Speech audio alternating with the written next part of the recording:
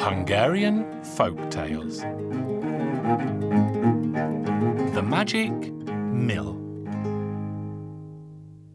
Once upon a time, there lived a poor old man who had more children than there are holes in a sieve.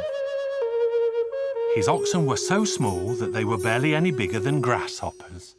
The poor man and his wife spent all their days and nights worrying about how they would feed their very large family. One day, the poor man hitched his tiny 2 oxen to his tiny cart and went into the forest.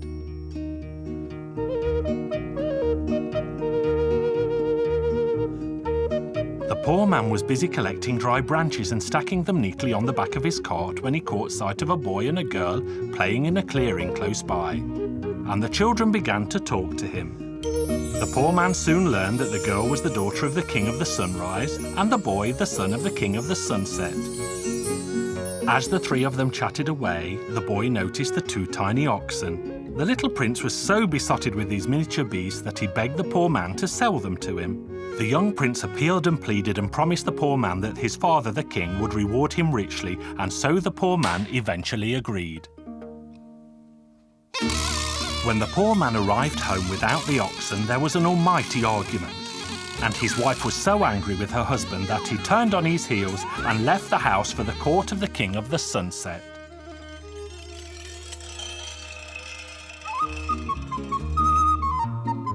The poor man arrived to see the prince playing with the 2 tiny oxen. "Come, kind sir, come," said the prince, "and let me give you some advice. No matter what my father offers you, you should refuse it and insist that he gives you the magic mill in payment."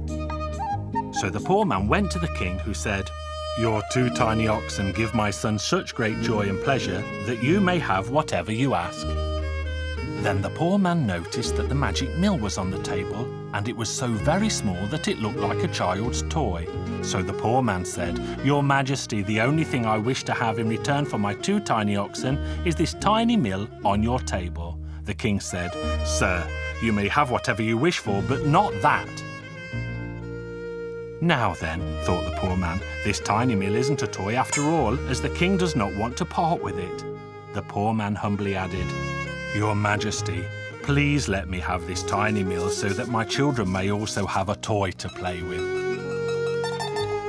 The king loved his own child very dearly, so he agreed to give the poor man the mill. Then the prince said, "Kind sir, you should leave for your home now, and when you arrive back, place the mill on the table and say, 'Magic mill, give me gold and food to eat.' And when the mill has made enough, you simply say, 'Magic mill, stop your magic now.'" The poor man was delighted with his prize. He then thanked the prince for his kindness, put the tiny mill under his arm, and hurried home so quickly that his feet never touched the ground. He was on his way home when he saw something large and black looming towards him, but he could not for the life of him guess what it was. And what do you think it was? It was a horrible, huge, black hat. Underneath the hat was a man, and the poor man joked with him and said, "Good day, good friend. Isn't that hat too tight for you?" The hatted man replied, "Instead of mocking me, sir, why don't you give me a bit of bread, because I haven't eaten for 3 days straight?" The poor man said, "But I don't have any food with me either." But then he remembered the magic mill and said, "Magic mill, give me good food to eat." The poor man had barely finished speaking when so much food appeared that there was enough to feed a village for a week. "Magic mill, stop your magic now." Then the 2 men ate and talked a while until the hatted man said, "Good sir, your mill is a magical thing indeed, but my black hat also has spectacular powers. Ask for one of anything and it will give you 2 instead. I will trade my hat for your mill." "Sir, I'm not a fool." "That's what you think. Just watch this," said the man in the hat. "Fire!"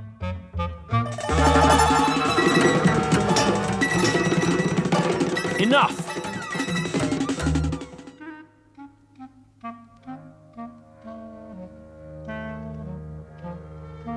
"Yes," said the poor man, "I see your hat is quite splendid, but a hat such as that would not save me from starvation." But the hatted man appealed and pleaded with the poor man until he eventually agreed to the exchange. When the hatted man walked away, he also left a stick lying on the ground. The poor man was left feeling cheated and sad when the stick suddenly spoke up and said, "Why so sad, master?" "I'm sad because I have lost the little sense I was born with, and I'm sad because I have lost my magic mill that I was foolish enough to swap for a hat." Then, in an instant, the stick hurried away and reappeared with the magic mill.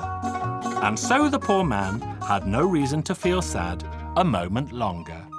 When the poor man returned home, his family surrounded him and rejoiced when they learned that the mill had magic powers. Days and months passed, and one day the poor man was standing at his gate when he saw the king approaching on foot with his wife and son. The poor man asked the king, "Where to, your majesty? Where are you walking on foot?" The king replied, "We're in very great trouble. The king of the north has invaded my kingdom, and I have been forced to flee my home with my beloved family. But don't be sad over such a little matter, your majesty. I will mend matters in no time at all." Then the poor man put the huge hat on his head, took the stick in his hand, and set off to find the king of the north's soldiers. It was not long before he stumbled across them because the king of the sunset's kingdom was crowded from border to border by the soldiers. Then the poor man climbed to the top of a hill, pointed his huge black hat in the direction of the enemy and commanded, "Hat, fire!" He then sent his stick after the men to beat their behinds to make them run faster still. The carnage was incredible, and not a single soldier of the King of the North survived to tell the tale of what had happened that day. Having destroyed the enemy, the poor man turned and made his way home, where he told the king what he had done and that he could return to the Sunset Kingdom. Then the king purchased the hat and the stick from the poor man and made his way back to his royal home. So now the Sunset Prince married the Sunrise Princess. They had a wonderful wedding, and the poor man led the dancing, and if his legs can stand it, he is still dancing to this very day.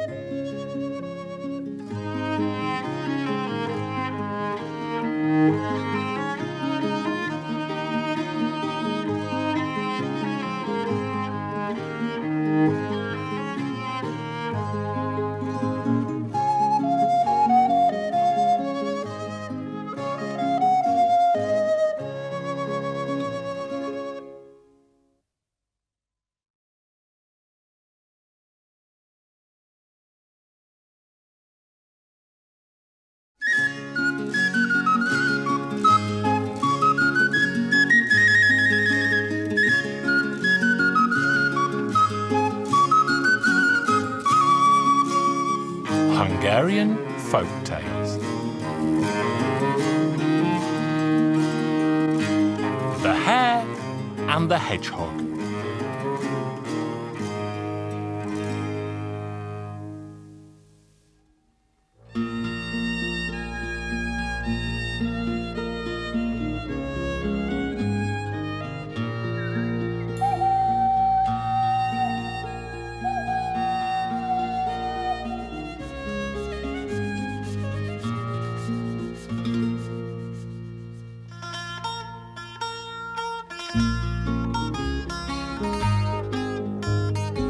One sunny summer day, a hare and a hedgehog met in the meadow. The hare began to tease the hedgehog and said, "Hey, hedgehog, how can you even walk alone, let run with those stumpy little legs of yours?" This upset the hedgehog. "Well, I'm sure I can run faster with my little legs than you can run with your lanky long ones." Now the hare was upset. "I don't believe that." "Well, if you don't believe it, hare, let's make a wager." So the two of them placed their wagers, and then the hare said to the hedgehog, "Well then, hedgehog, shall we race?" To this the hedgehog said, tomorrow morning, when the 8 o'clock train leaves the station.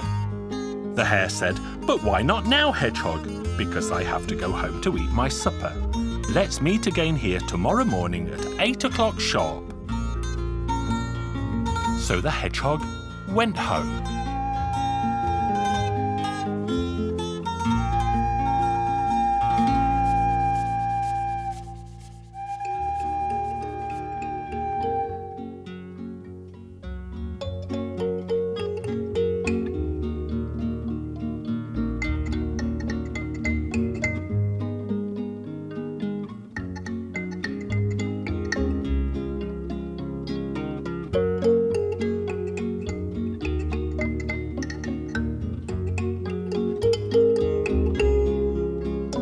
After they had eaten, the hedgehog told his wife what had happened.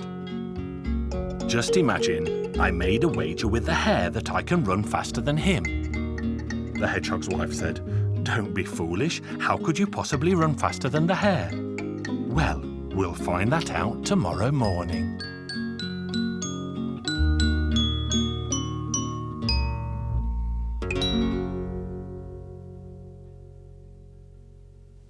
The following morning, the hedgehogs got up, ate a hearty breakfast, and went out to the meadow.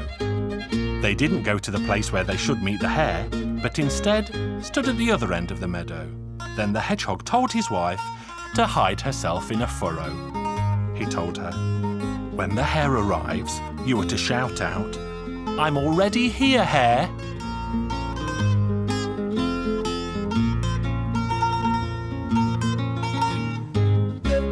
Then the hedgehog walked to the far end of the meadow where he met the hare.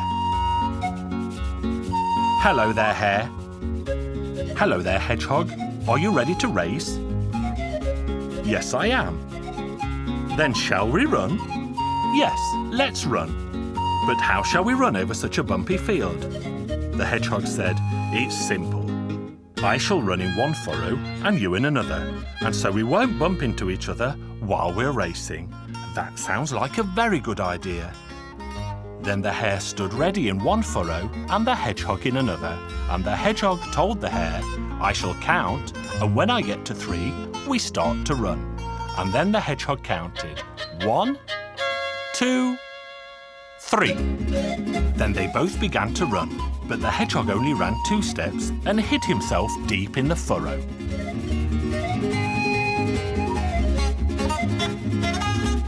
But the hedgehog's wife was sitting waiting at the other end of the meadow when the hare arrived, and she shouted, "I'm already here, hare!" And the hare said, "That was no good. Let's race again." Then they turned back and began to run in the opposite direction, but this time the hedgehog's wife only ran 2 steps and hid herself deep in the furrow. The hare did his best to run faster than he had ever run before. But when the hare arrived back at the beginning of the meadow, the hedgehog said, "I'm already here, hare." "That was no good. Let's race once more." So they turned around and ran back again, but the hedgehog quickly hid in the furrow again. The poor hare ran as fast as his legs would carry him, and when he got to the other end of the meadow, the hedgehog's wife said, "I'm already here, hare." "That was no good," said the hare. "Let's run one last time." But the foolish hare felt dizzy and his legs began to tremble, and he stood in the middle of the meadow, too tired to continue.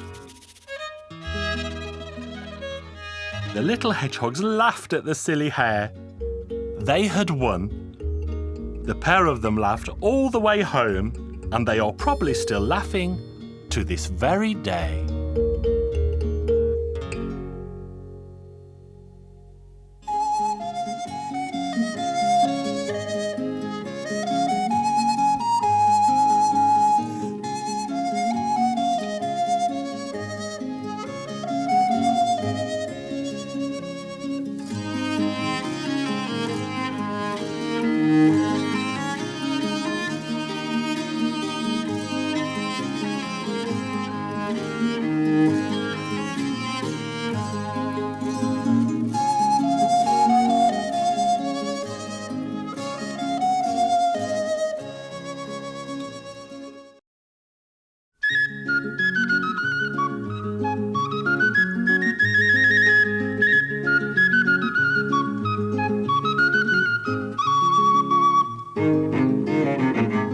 Hungarian Folk Tales.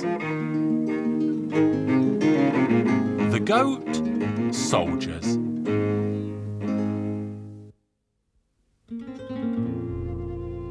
A long time ago, in a distant land, there lived a poor lad. His mother and father both died when he was young, and he was all alone. He was poor, he had no one, and so the poor lad became a shepherd.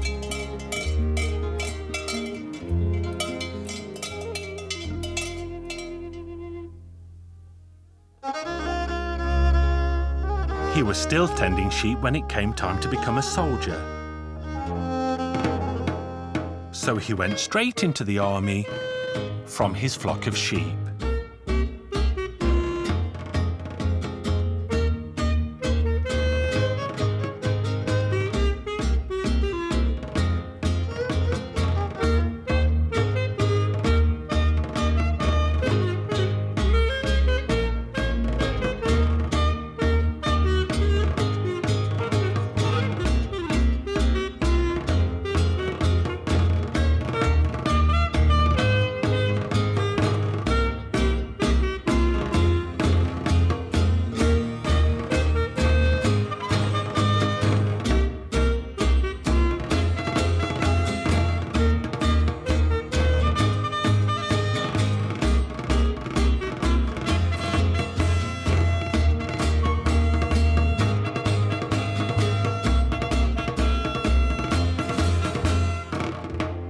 He served his 3 years, and when he returned, he was so poor that he didn't know what to do or where to look.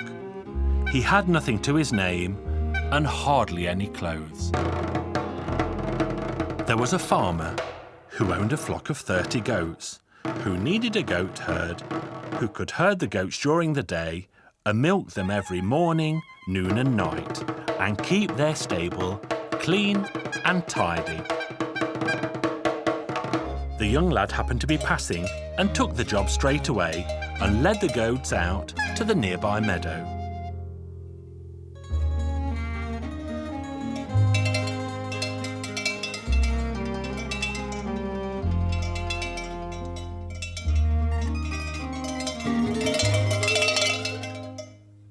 But the young lad was no ordinary goat herd. He was sharp and witty and had learned a couple of clever tricks during his time as a soldier. So he talked to the goats all of the time and ordered them around in a military fashion until they learned to understand his simple commands. He marched them up and down, and by the time he was finished, he could get them to parade around the meadow like a miniature army.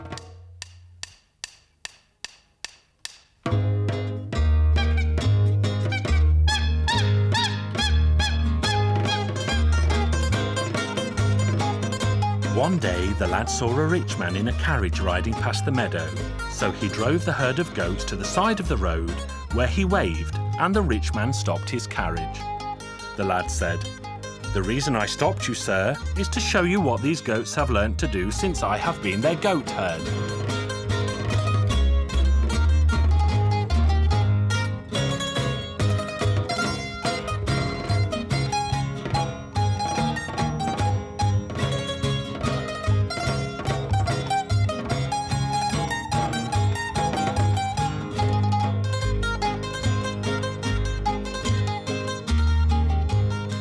The rich man in the carriage was very impressed with their performance and asked, "Who owns these goat soldiers?" "Why, they belong to the local farmer." The rich man was so impressed that he purchased all 30 goats but insisted that the young lad should go and work for him for a month.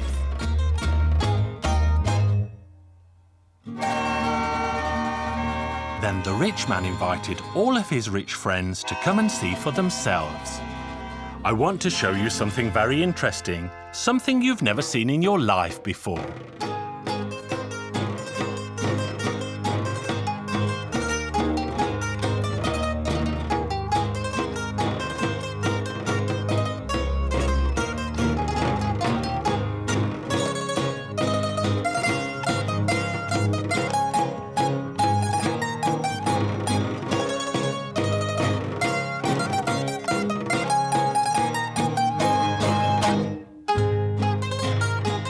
gentleman from a foreign land liked the performance so much that he begged to buy the herd of goats. And so the rich man sold them to him. The foreign gentleman reached into his pocket and paid the price, and the rich man gave all the money to the goat herd, who used the money to buy a plot of land, build a fine house, and buy himself some good clothes, and to live a proper life like other people did. And he lived happily ever after.